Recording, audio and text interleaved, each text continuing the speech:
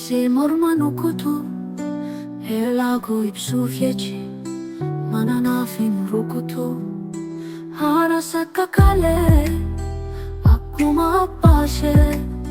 Fannodalli haramu haram sun hambashe Kankale sadaran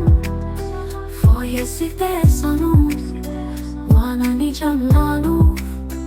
Oftet habe anu Har kafi har mara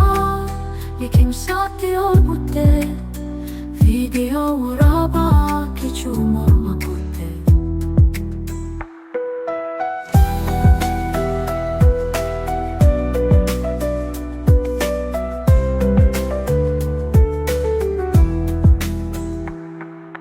Danga bine summa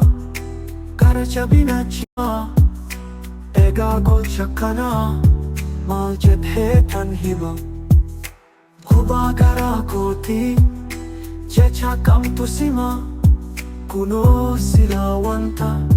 Hundi arge dagau Tuppa chushyota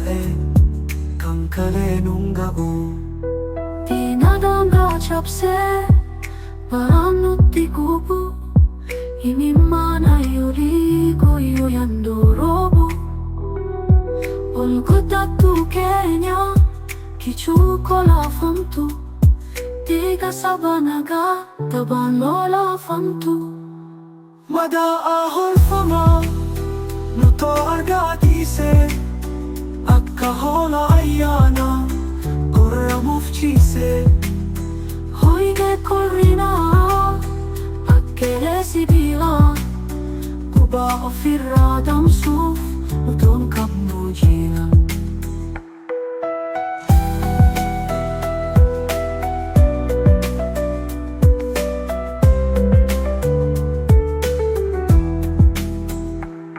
Kubanne, chilofnes kubanne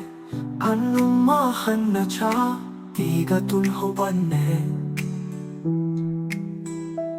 Sabain yung masaf Lupudo ang dabo Kotsa tu formata Dupimbo ang kabo Ajada jirachu Sila naif koda Rabunti hadupatu Ano fina noda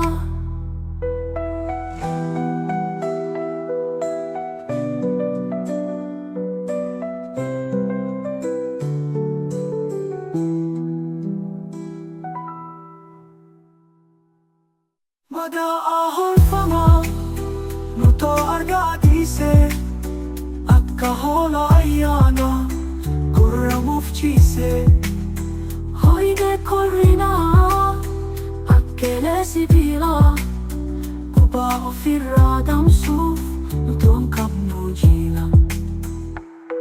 Ajeda jirachu Sila no if